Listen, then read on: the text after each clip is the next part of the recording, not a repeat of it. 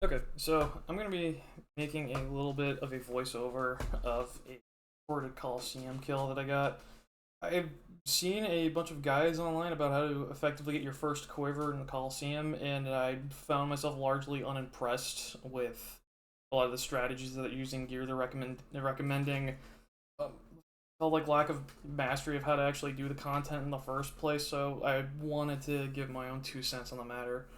What you see in the screen right now, this is a little bit of B-roll footage I've got before I go in there.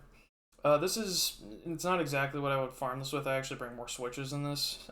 In particular, I usually bring like Venator Bow and Burning Claws, but you don't really need those kinds of things for trying to get a first quiver.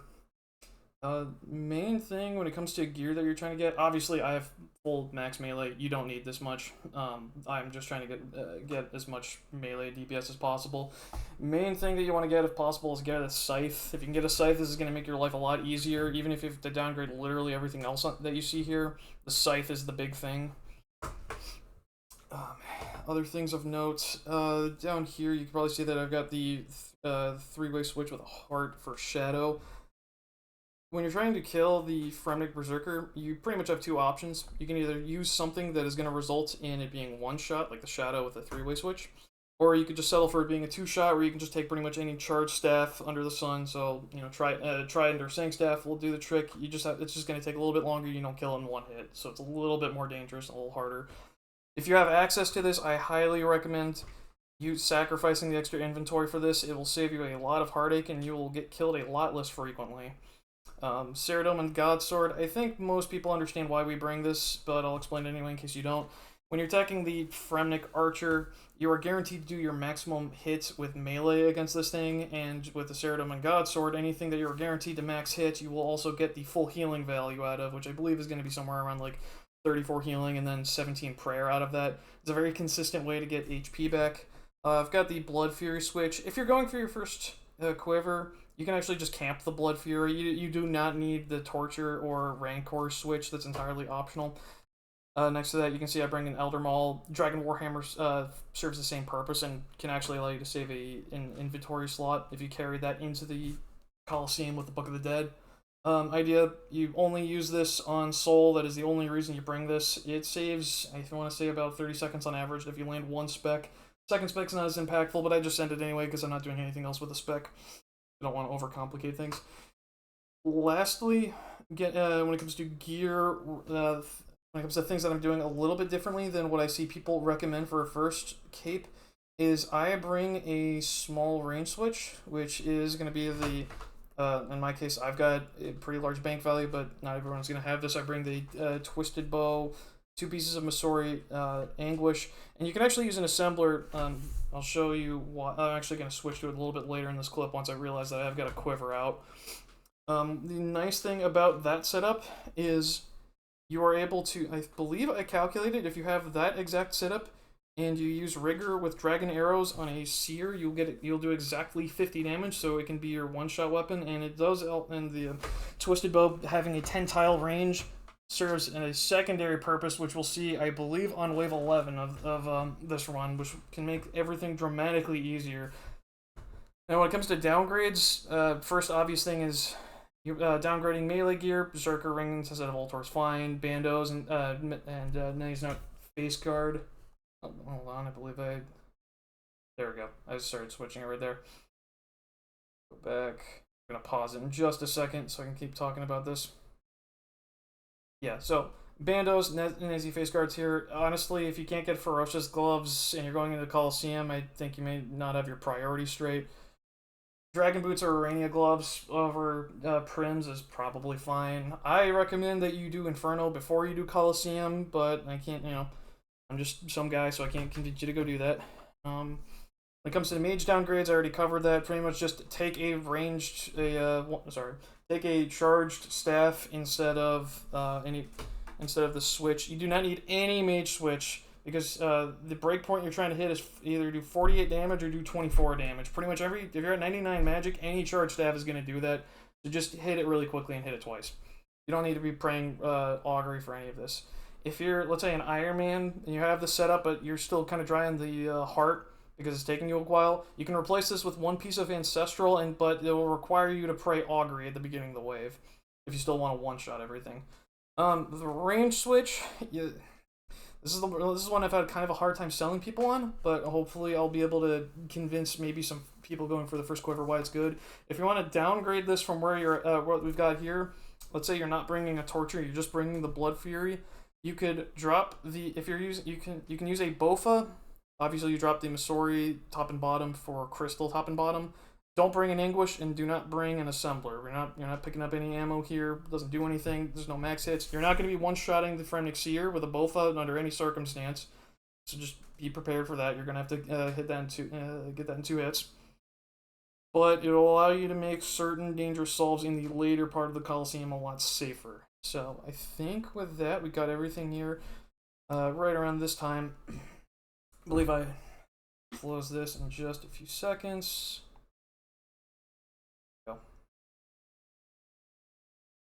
I'm going to be, also just to give some heads up about the format of this video, I'm going to be skipping around a couple of things that I find to be unimportant. I'm going to assume that if you're looking at this, you already know how to do like a really basic off-tick where you just have like a Major and a Ranger, and you need to know how to get those things off-tick. Like I also mentioned, I think you should do the Inferno first. That'll also teach you some of the basics going into Colosseum.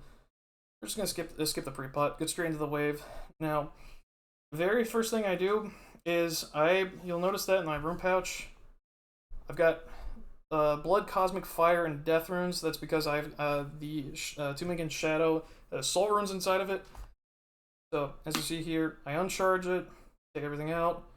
Now, I've got this plugin called Charge Calculator, and it puts these little buttons right here that you can contextually figure out based on how many runes you got, you either fill the thing up, or, let's say in the case I'm in Colosseum, put in the full amount minus 15 charges, because realistically you're not going to need more than 30 death charges in any Colosseum run, so that's plenty. We do that. We drop the Chaos runes, don't need them. I'll pick them back up later, just to make everything nice and tidy. You notice I got into my Mage switch. You notice the Mage accuracy does not matter here. All I did was put on the Occult Amulet, the Tormented Bracelet, the Shadow, and I hit the Heart. It's all you need. My prayers, I believe, are already set on to Protect Mage and Piety. We're going into the first wave. You're always picking Blasphemy. There's no exceptions. Stand back a little bit. I know where the Fremniks are going to be. Important thing, you want to take one shot on the wave 1 only. You take one shot on the Berserker immediately, get this thing killed ASAP, and then make sure you're always moving. So that thing's projectiles in the air, it goes and dies. Let's roll back just a little. And now I get back into my melee gear. Something that's kind of gear dependent. I switch into my scythe to go kill this this archer right here. If you don't have the full melee setup that I do, just switch to your SGS. It'll still one shot. So this thing's dead. Everything here's mage, so we're totally fine. We're chilling. Use the T-bow. I'm range potted and I've got rigor, so this is always gonna one shot it. Don't really need to continue watching this. I just T-bow down the. Yep. Just use the Twisted Bow, kill the Shaman. There's Twisted Bow kind of noodles on the Shaman sometimes. The kind of noodles everywhere. In the second wave. Okay, so I'll start talking about invocation choices. I'm looking at these invocations. I'm seeing that I can either upgrade Blasphemy. That's a fine thing to be doing at this point. I don't want to be taking Quartet if I can at all help it. So that's not really an option, especially on wave 2. I'd rather reset than being forced to take that.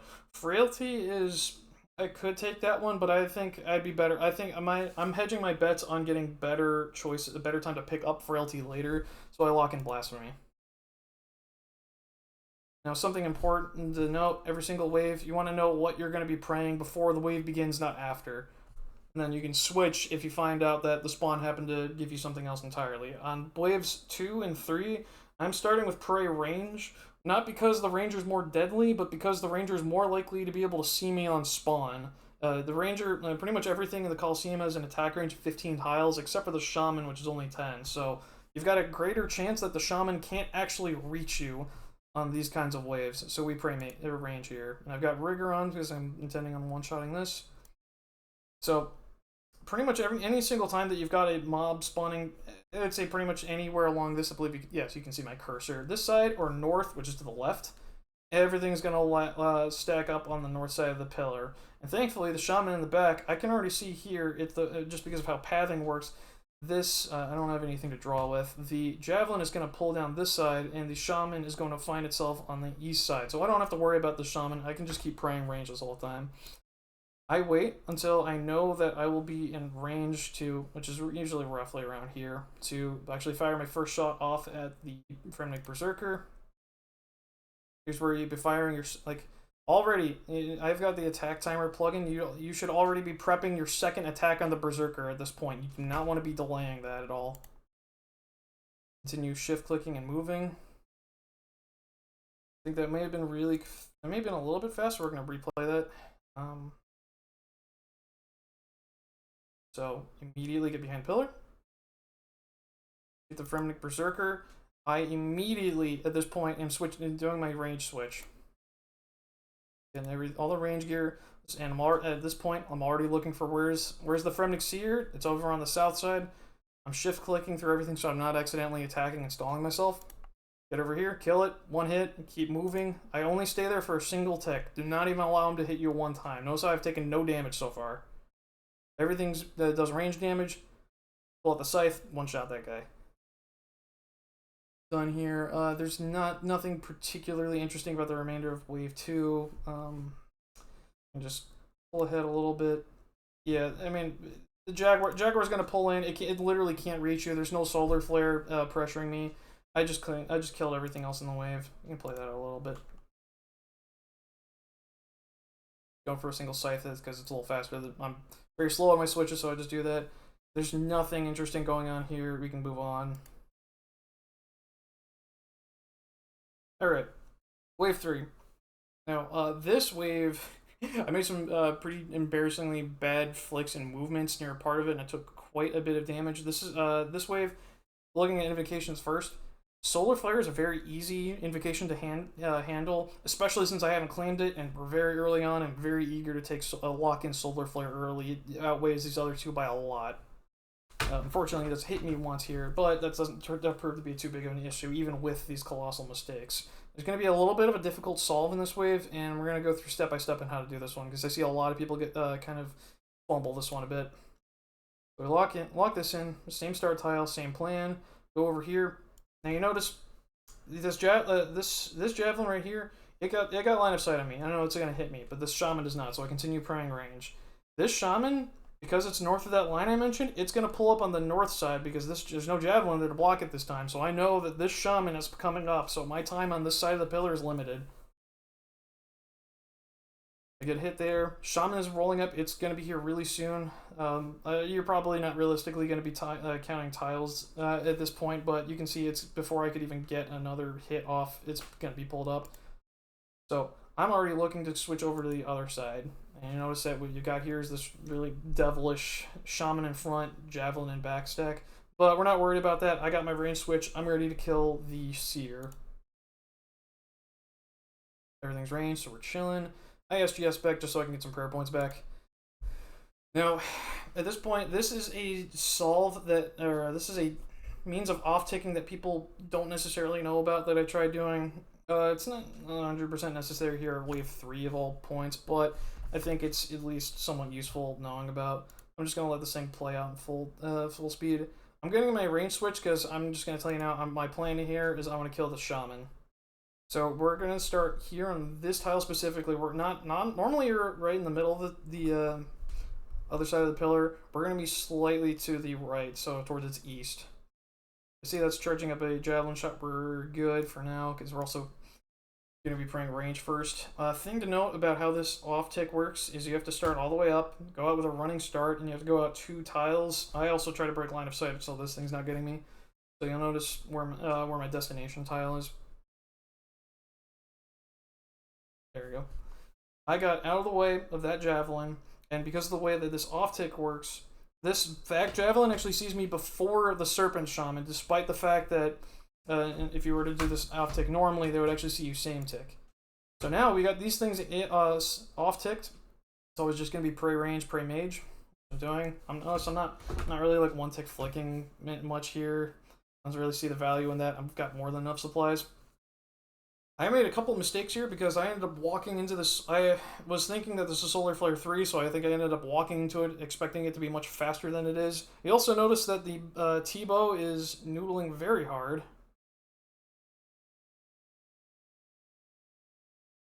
Took 3 hits there. We're kind of low HP and low prayer, but that's fine. This thing's gonna die soon. Okay, it's dead. Cool. We're only in range. I switch over to the Blood Fury at this point because I'd like to get some HP back. Wave is pretty much solved here. I wanted to show you that sometimes you're just going to noodle and it's going to be embarrassing. Here's a reason why we don't SGS things that aren't the Fremnik Seer, because I hit a 1. Literally as bad as you can get. And at this point, all we're doing is really just cleaning up everything.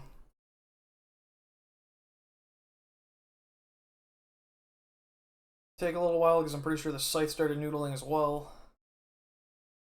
But the entirety of this wave is solved. These supplies on the ground, you don't have to worry about them. They're going to be there for, I think that's 30 minutes. This should be long done with everything in the wave before them despawning should be a concern. If you're scythe, also just which targets you want to be scything if you're using that weapon specifically. If you're using any other melee weapon, you use it on everything. If you're using the scythe, you specifically don't want to use it on the shaman, if possible.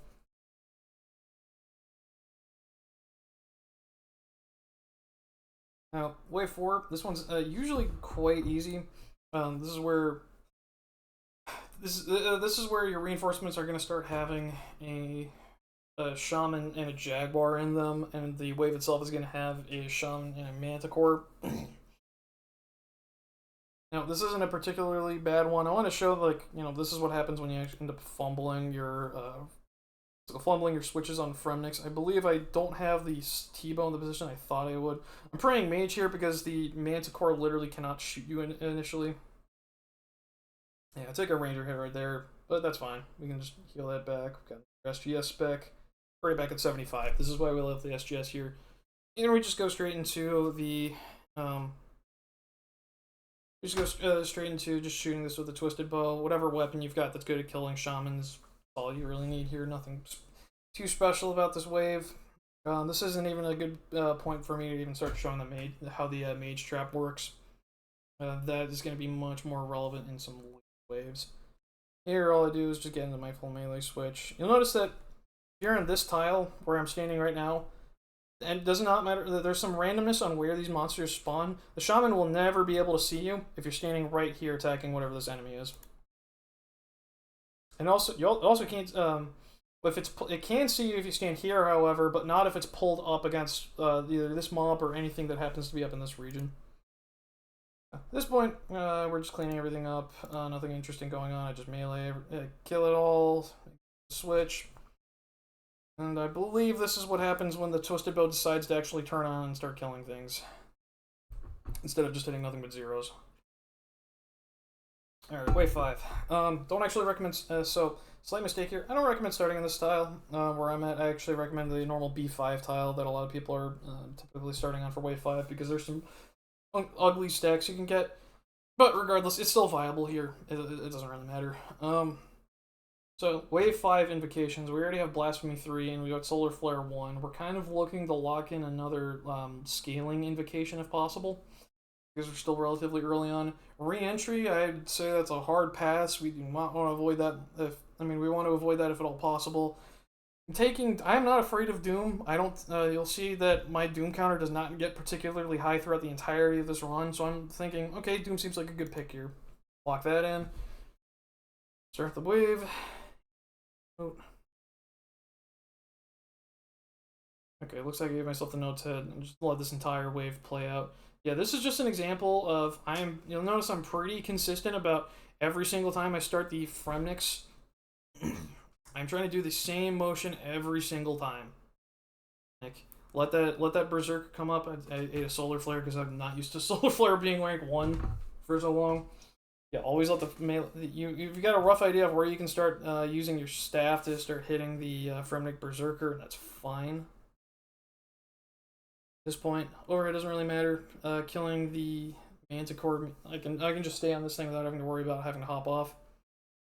all we do is just kill this thing. I'm gonna show up very briefly a little tech afterwards.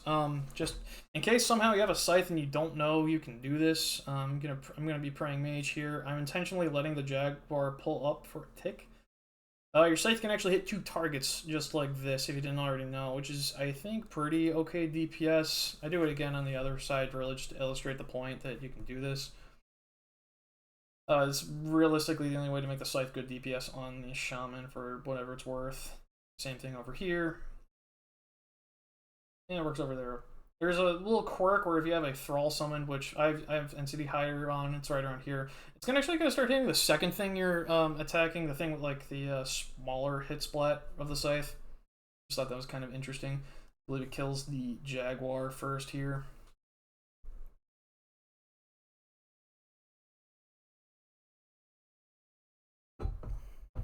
Alright, now we're on wave 6. It looks like I went to the more correct starting tile. Okay, so first, looking at invocation choices, wave 6 is one of the deadlier and harder waves that tends to brick wall people because it's just a lot of crap being thrown at you all at the same time. And this shaman, the mage here, as it's called in the plugin, this thing's kind of annoying. It makes some stacks difficult. And looking at invocations here, I've got Totemic, which, in my opinion, you should really be avoiding if you can. However, it's a little more tolerable if you have a range switch like I do. We never end up taking it, so I'm not going to go too much detail into this video. In this instance, I definitely prefer to level up Solar Flare. It's the less deadly of the two. Leveling up Solar Flare doesn't make it hit harder. We get over here. Now, notice I do the exact same thing every single time. I've got a game plan for how to kill these Fremniks. I know exactly how many ticks it takes. Go in, spec this guy because I'm missing health. Alright, now, I'm stopping it here. What I did was, I was trying to show off a tech that I see not enough people are utilizing because I wasn't sure if I was going to end up needing this later. What you should do in this moment is pray mage and just let the jaguar and shaman pull up. That is the correct decision of what to be doing here. I made this much harder for myself because I wanted to show off how to do a D-stack tech. So, I guess we're going to be showing you how to D-stack this first. This isn't necessary at all, but you'll notice this Manticore, it's not visible in the camera right now. This Manticore is not charged. We don't know what style it is just yet, but that's fine. You know that these two javelins are both going to be ranged. So all we do is go all the way against the wall. If we've got the stack, we're on the southwest pillar, stack going east. Look right where my mouse is hovering, so it's going to be 4 tiles north and 1 west. Right range. Take 2 javelin shots. You can see both of them charging, but this Manticore isn't in range. He has to pull up closer. Technically, this Manticore just tried to attack me, but he wasn't charged yet. So all he did was charge up his first hit. Come back to right where that mage trap tile is. You only spend a tick over there. And now we can see that this guy is pulling up and is charging. Now, granted, in this instance, this is a mistake. I shouldn't have done this. But this is how if you have 3 enemies in a row, you can also do this in the northwest pillar as well. Okay, we gotta pull back we'll go back a few seconds. Yeah, this tech is very useful. Just don't use it in this way because I'm overcomplicating things a lot. I could have just waited for the reinforcements to show up and have this not be an off-tick nightmare. So, you notice timer. We're at 36.6 seconds. Reinforcements come in at 40 seconds. So, I'm just about to pull the shaman and jaguar, like 1 hit. So, notice I took a hit right there. I don't even need to look at it. I already know it hits me. But it did 0. Now, because of just the weird shape that the stack was in, the jaguar actually would have been pulled behind the pillar there, which usually would have been kind of like, this wouldn't be happening if it weren't for the fact that there's a shaman in this wave. This play, just let things come to you. That's the moral of the story. There's a bunch of strange movement I'm doing right here just to force these things to be off-tick from one another. My goal here is just make it so that way, in the 5-tick attack style that everything uses, the attacks where the Manticore is attacking do not line up with when the Shaman's attacking. That's all I'm doing right there. However, this is completely unnecessary for actually getting your first quiver the way that I'm doing it. I was just able to see that these attacks are in fact separated from each other, so pretty much all I gotta do is just count 2 attacks from this guy, and then that means I gotta do the Manticore barrage. That's how, and when they're off-tick, that's all you're looking for. That was 1 attack, 2 attack. No, this is 1. Started, and then Manticore. It's really fast. Start animation start. That means I switch over to praying against the Manticore, and you can see my cursor's already switched for that.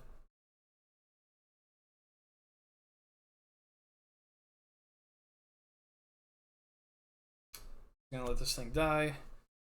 Before wave 5, I used a regular super combat potion here. You want to be as potted up as often as possible. Usually, a lot of first capers are gonna be using.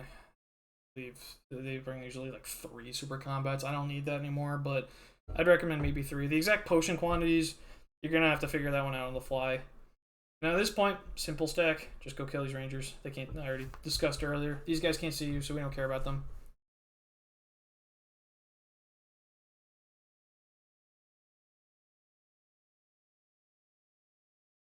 Be looking out for these things come overhead.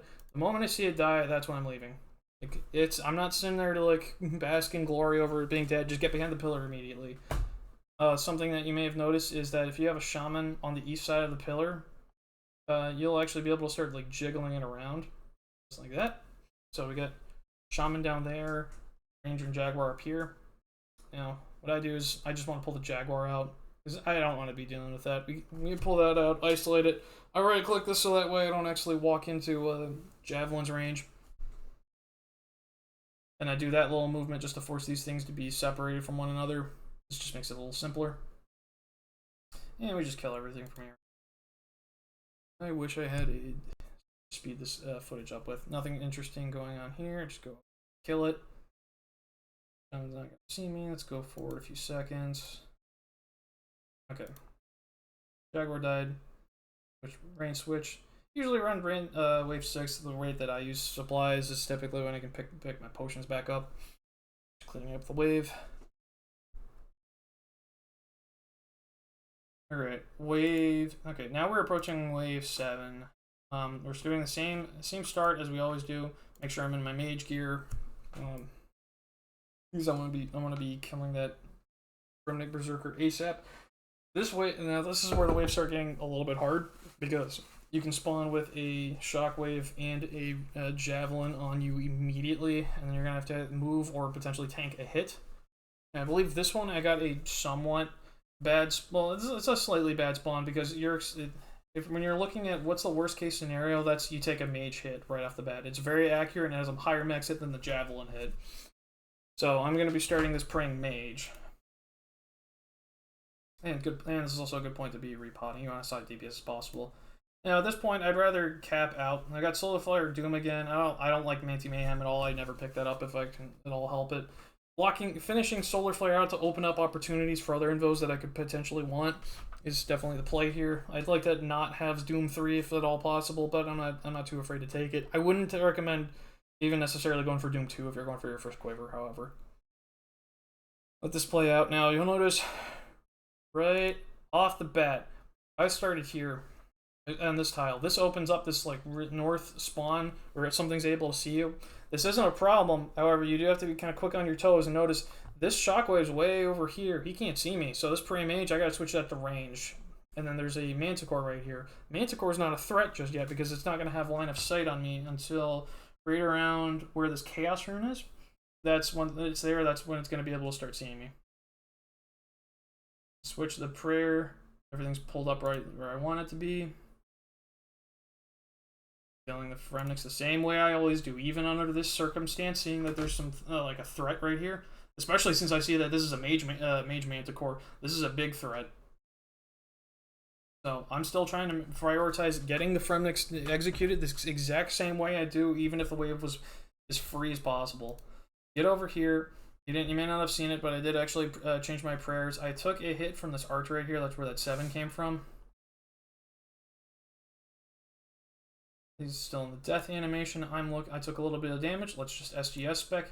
And you notice this right here, this is a really easy off tick. You just pray range. It's the back thing first. Range first, then mage, range, melee. It's back thing, then front thing. So I'm right here. Setting up the off tick. Now, okay, at this point, I'd say the wave's solved. I'm going to keep playing out, however. We're going to be looking for the timer. When you're on the waves that the reinforcement is just the Manticore, or sorry, not Manticore, just the Minotaur, you don't have to be messing around with this Mage Trap tile. I can just stay here the whole time until this guy dies. This is precisely what I'm going to do. Because I am totally cool with that Minotaur getting blocked up there. It's perfectly fine by me. Yep, just like I thought. When you're in this kind of setup, no, it doesn't matter where he spawns in that little randomness, he's always going to get stuck right there. This is just what we want.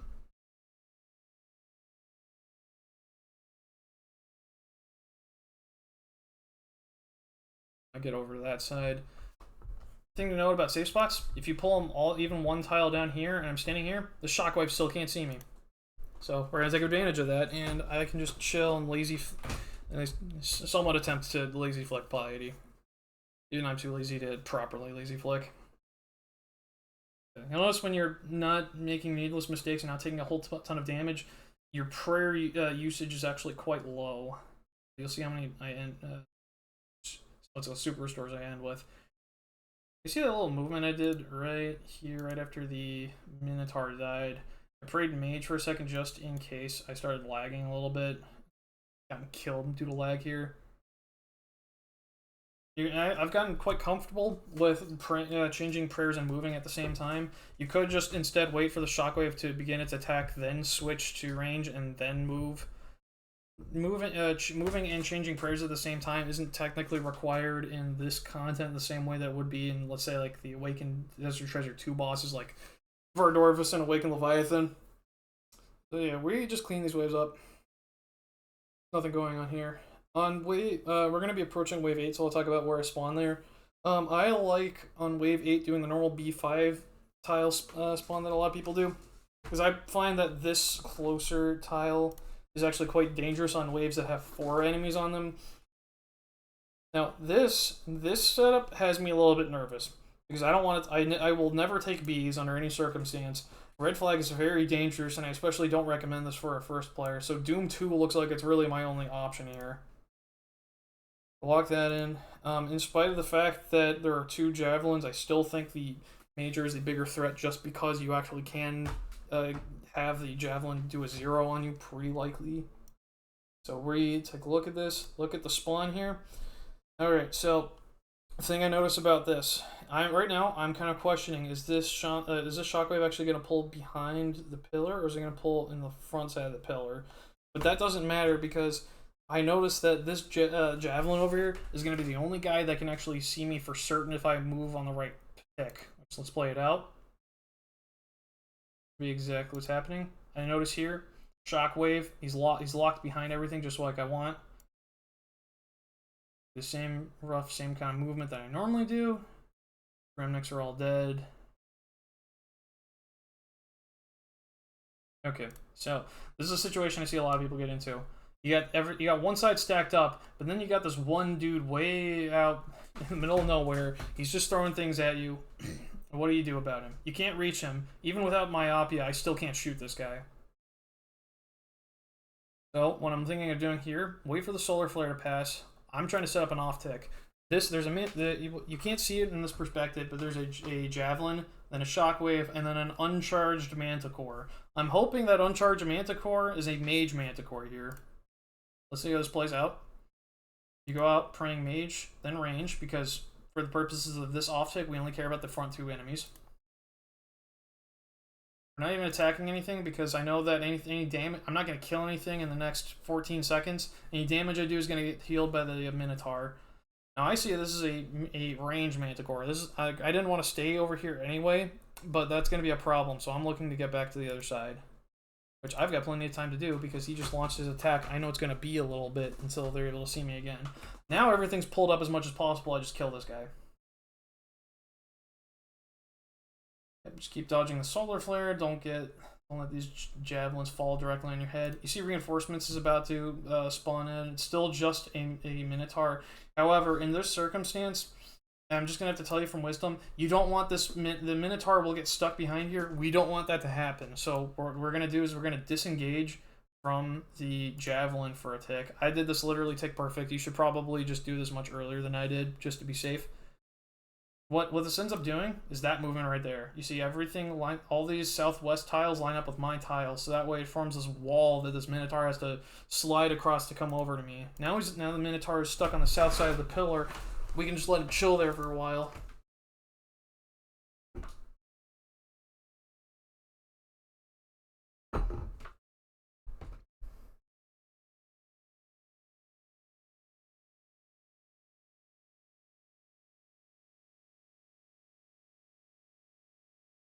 Yep. Anytime you got the Minotaur by itself, no reason not to just kill it. This thing doesn't need. There's no reason to hold him alive for any reason, especially since there's no shaman on the other side threatening anything. Speed this up just a little bit. All right, so this is where I don't like where a bunch of other guides try to tell you what to do. There is a typically the way that you're supposed to perfectly solve this to not take any off-prayer hits. This stack right here is called, people call it a Z movement. I don't like telling people going for their first quiver to go for that. I think that's foolish, and it's very easy to get yourself killed even at full HP from this if you were to miss it even one tick or one prayer off. So I'm just going to show you the exact same D stack that I did earlier. It was unnecessary before, however here I think it's a good idea.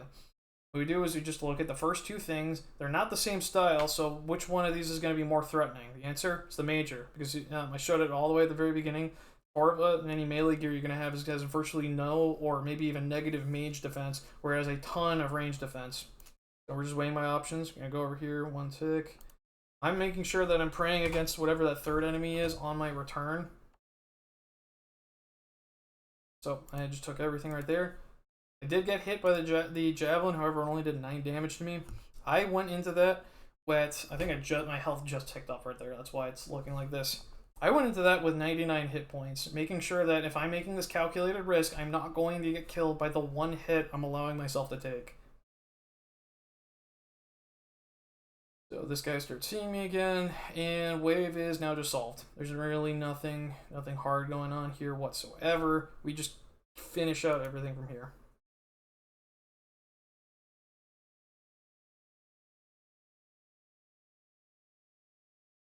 Guys, let's go back just a few seconds. We'll just let this play out just to show what I'm talking about again, just in case somehow you've made it this far and you just never really learned how to do off ticks. This simple, you're just two tiles north of where you'd expose yourself. Start all off ticks start right where I'm standing here. All you're doing, go out to praying the back thing, mage, and as soon as you see it start attacking, switch to the front thing, range.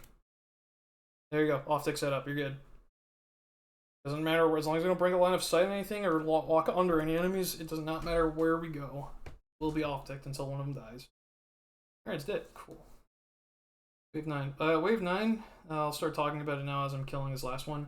It's kind of like the calm before the storm. It is a particularly easy wave given how late into everything it is, because there's only 3 enemies, which means that you are guaranteed to have one side that has at most one enemy on it. I have to repot here. Now, let's talk about invocations real quick. Doom 3, Relentless, or Bees. I already mentioned I'm not taking Bees under any circumstance because of how difficult it makes the Soul Heritage fight. Doom 3, no, I didn't recommend Doom 2 for a beginner. I definitely don't recommend Doom 3. In this case, I think Relentless is an okay pick. What this does, they've reworked this since it launched, in case anybody did this on when the content originally came out. Relentless makes it so your defense roll, so effectively your defense values are reduced by a third. So your Torva is going to be less tanky, your Bandos is going to be less tanky, and also increases the minimum hit that anything will do on you by 1. So this just means you have to play a little better with more ranks of Relentless you take. I think Relentless 1 is fine here. I would have preferred to get, definitely would want Myopia, would have preferred Frailty, but this is acceptable. You always start pretty range here because there's only one thing that attack you. This wave is pretty darn normal for what we're gonna get. This is like so easy. We don't even have to go south of the pillar. I'm starting off with the same exact start. I always do. I know exactly where everything's going to be. You notice here, I'm willing to tank one hit from the, in case I'm slow, I'm willing to take one hit from the archer here. Make sure I'm praying against this correctly. Or I think I got it tick perfect in that instance. You do not have to be that fast. It's not important that you were that quick.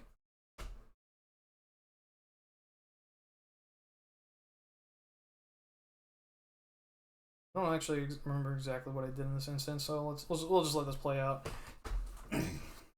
If you're in this kind of situation, you don't actually have to go to that mage trap tile. You don't need them to pull up. In this instance, the Minotaur is or the Manticore is dead, so I can just let the Minotaur come to me. Move one tile closer.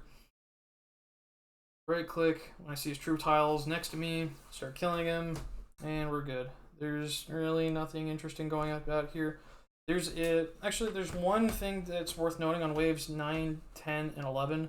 On any wave that has 2 Manticores, if you fully kill the first Manticore before the second one even charges, the second Manticore is not guaranteed to be the same style as the first one.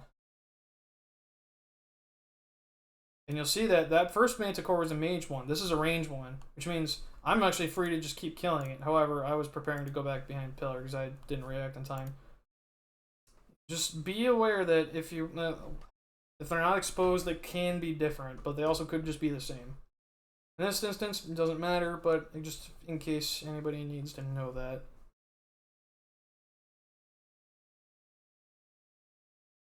We're just in the cleanup phase. We've solved.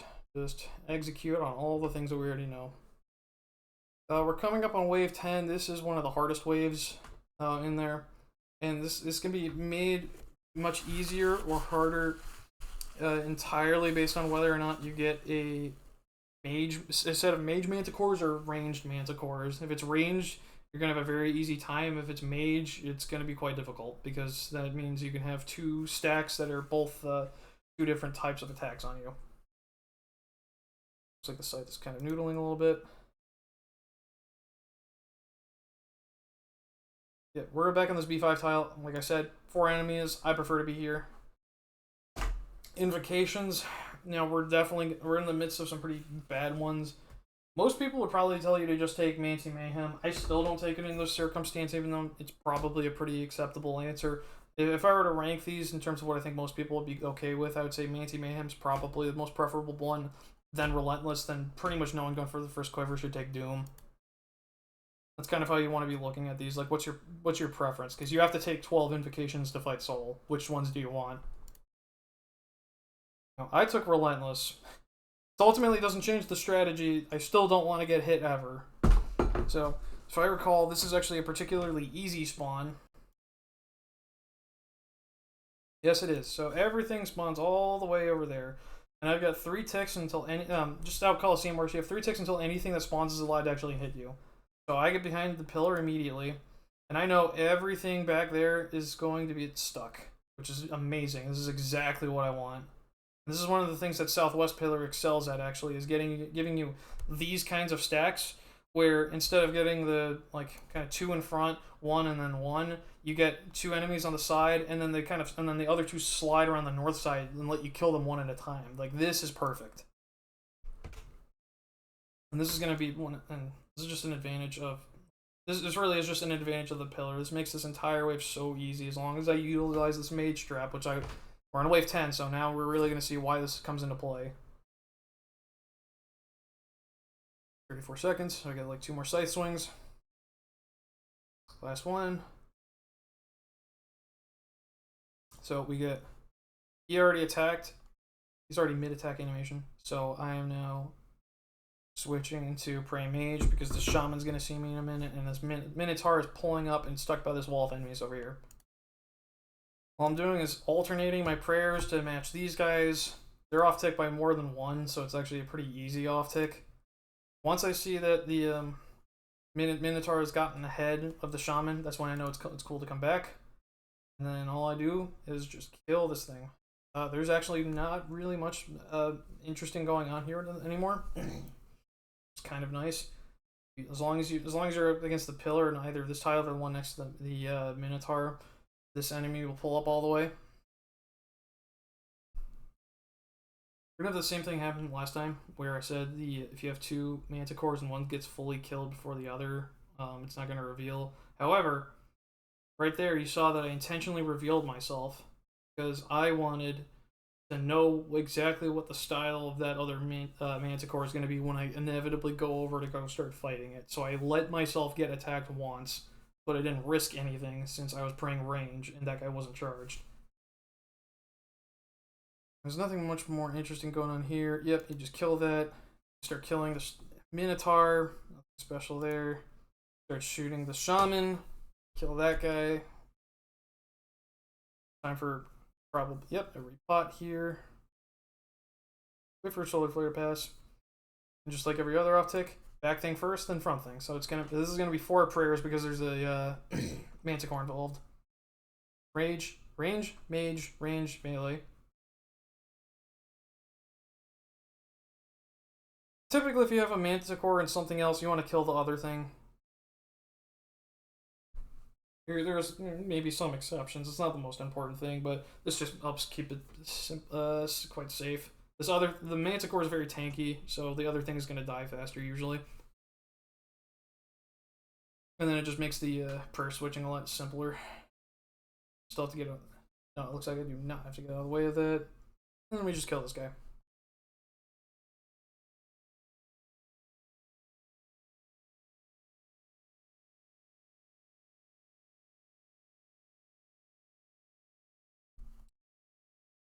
A little bit. Okay. So this wave 11, this is one that I really think showcases why I like my range switch here, and you'll see in a second. First, make sure everything's set up. We got the imbued heart, everything's potted. Now I'm seeing I got frailty 1, relentless 3, doom 3. This is an easy frailty pick. We don't even have all the health just to begin with anyway, so I don't even make any sort of immediate loss for this.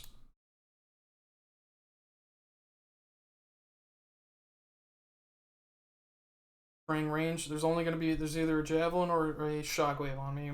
I'm hedging my bets that the shockwave is going to be the bigger threat. Spawn. Okay, now this is a spawn where I can see these two things are kind of adjacent to each other. I can already tell this is going to be 2 things on the north. There's no getting around that. So what I'm trying to do immediately is make sure that this javelin over here isn't also attacking me. But I'm still going to kill the Fremnix the same way I always do. You can tell by the fact that this Manticore never paused its movements towards me. It means it still hasn't seen me yet, so it's not even charged. And we love the fact that these two guys are side by side. However, this actually wouldn't be an issue even if they weren't side by side. I'll show you in a second. Okay, so we take 1 ranger hit right here for 14. That's almost its max hit. With a relentless 2, we can max hit a 17. We SGS spec this guy. You notice we turn the corner after we see him pull up. Now I'm gonna pause. I'm gonna compose myself and let the solar flare move. Now I don't want to be messing with accidentally getting hit by Manticore hits twice, so I'm gonna let him do his full thing, and then we're gonna do a little bit more of an advanced off tick, which I believe you have to do this all the time in Northwest, but we'll cover it here anyway. What we're gonna be doing is we're 2 tiles away from the pillar on the center of it, and we're going to be going out, praying the front thing first, and then the back. Because you have this triangle shape stack, that means the front thing has to be the first thing you pray. So first, let the javelin do its thing. Now we're back in, ready to take this Manticore and this mage. This works because the second hit of the Manticore is magic, which is what the shockwave is. So we go out. We're very quick on our toes. Now we're very, very fast on this. You don't have to be quite this quick. You just have to make sure that you're getting out of line of sight of this Manticore before you start getting hit. I'll let this play out. Notice no damage taken. Okay. So here, I already noticed a problem. If I'm meleeing and I kill this Manticore, that means this javelin is going to pull up and take its place, and I am a little cautious, making sure that I don't have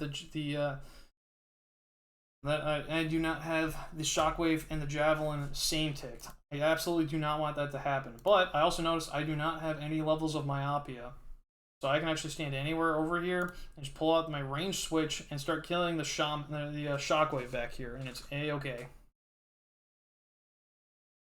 Now, when you go to this mage trap tile, I still want to make sure that the shaman is always stuck behind the Minotaur under all circumstances. Always pray the things that are over here over the shaman. You can practically ignore this guy if it conflicts with anything that you're doing over here, and you'll be fine. Looks like I didn't even take any damage. Alright, now this wave is substantially simpler. The kill order that we want to be doing for this is going to be killing this Manticore here. We're switching to melee. Going to keep that for pretty much everything except for the remaining Shaman.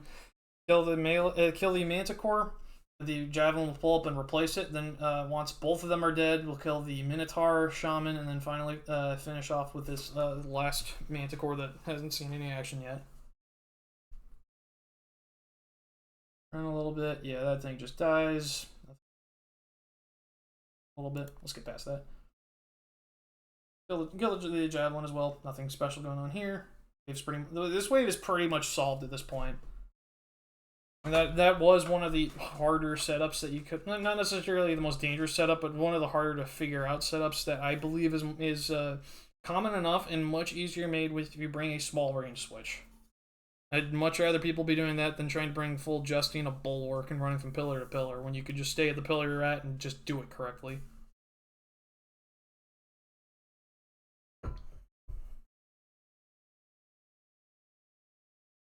Minotaur's dead. Range switch. Getting T-bow. That guy's dead.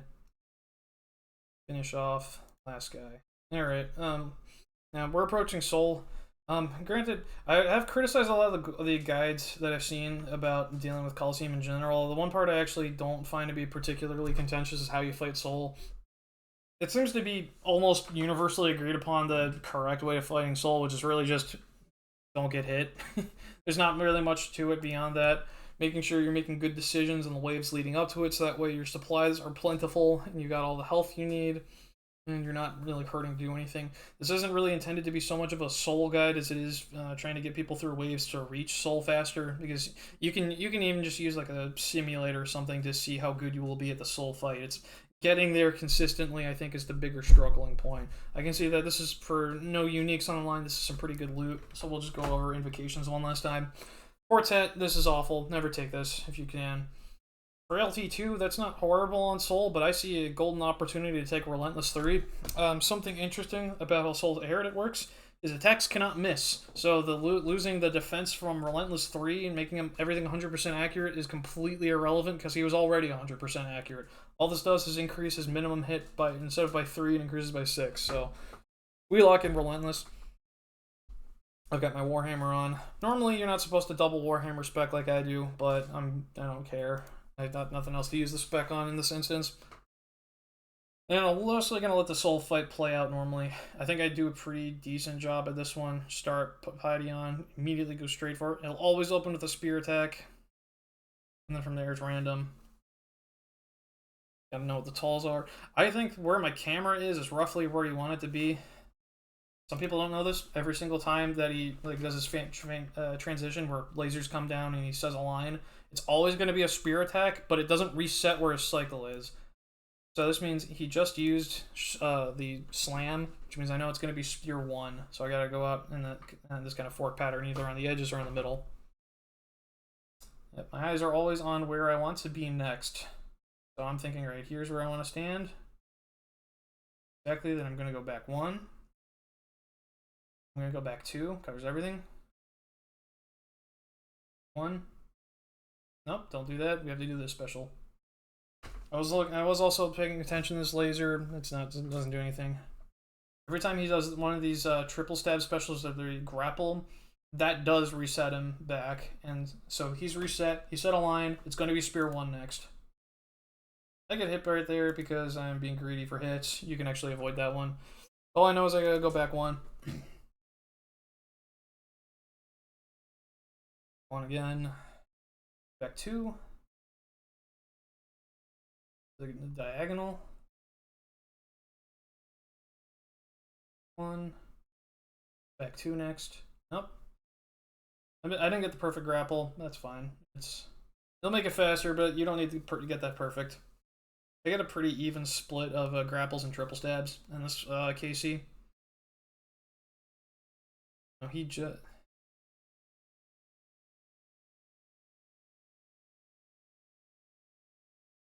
And notice where I'm trying to keep Soul as stationary as possible, which means keeping good uptime. I'm not. This isn't necessarily the best example of it for anybody trying to get their getting really nervous and taking a lot of damage. I'm keeping as many attacks as possible. I'm not wasting any time trying to get back there. I'm trying to make him not move, so that way I'm not having to deal with these solar flares rotating around everywhere. Like, I'm keeping the fight on my terms is what's going on here. Just making this really slow movement towards the south.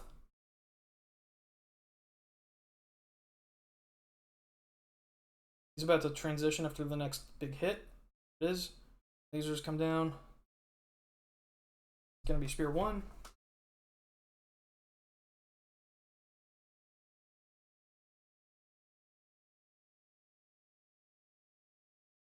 I know it's gonna be Spear 1 again. I got the perfect grapple, but that's, you see that right there. This is why Doom 3 can be a little dangerous, because you could move and then the place you're moving to could just get a hit. It's not you're never guaranteed to get killed, but it can make the margin of error quite small. Now I got a grapple that leads into the final phase where now is you have 4 of these little light things shooting lasers out, and these puddles are gonna start appearing periodically. But he's also only got 74 health left, so I can kill him in like 3 hits. Spear 1. I know it's gonna be Spear. Okay, so I know it's Spear 2, and I'm a little iffy about this solar flare or accidentally dragging him, so I come over here. Switch sides real quick, move 1. And he's dead. It's that easy. And granted, your kills are going to be substantially longer than this on Soul if you're using something less than a scythe. However, the same strategy applies to pretty much everything. The only time you really see me having to move is during the phase transitions, which it only does 4 of. Doesn't matter what weapon you're using.